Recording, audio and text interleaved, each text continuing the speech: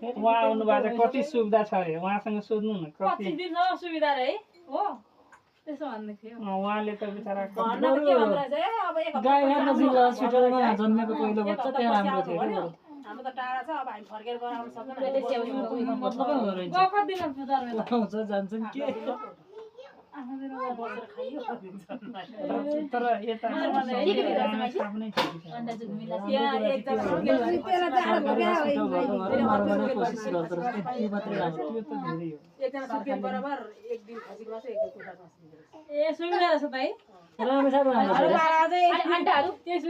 अन्डा बिहान बिहान अन्डा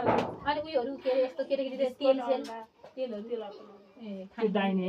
होइन खाएको धेरै भाग्यो नि त्यही त किन्नु खानुभन्दा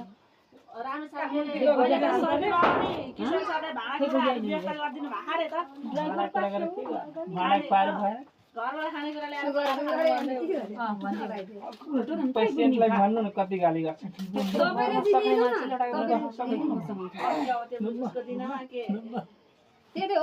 भाँडाकुँडा भन्दा के गर्नु छ त भाँडाकुँडा पहिल्यैदेखि छ त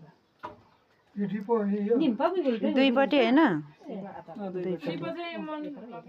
तपाईँ लगाउने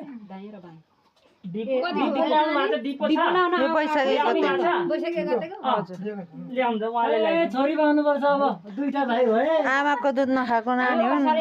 आउने आउँदैन पहिलोको नानी छोरी नआएको टिम्बुर खाँदैन आउँदो रहेछ क्या पहिला मैले छोरी हुँदाखेरि टिम्बुर खाएको थिएँ 5 महिना खाएको सेकुवा पेटमा नानी हुँदा सेकुवा पसल गरेको थिएँ नि त त्यतिखेर उता गाईघाटमा अनि त्यसो गर्दाखेरि नआएको रहेछ क्या त्यसबाट अलिअलि आउँछ भन्नु नि पहिलाको भन्दा फेरि तर अगाउँदैन नि त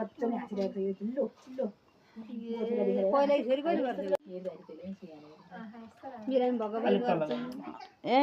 पेट दुखेर गाईको दुध अहिले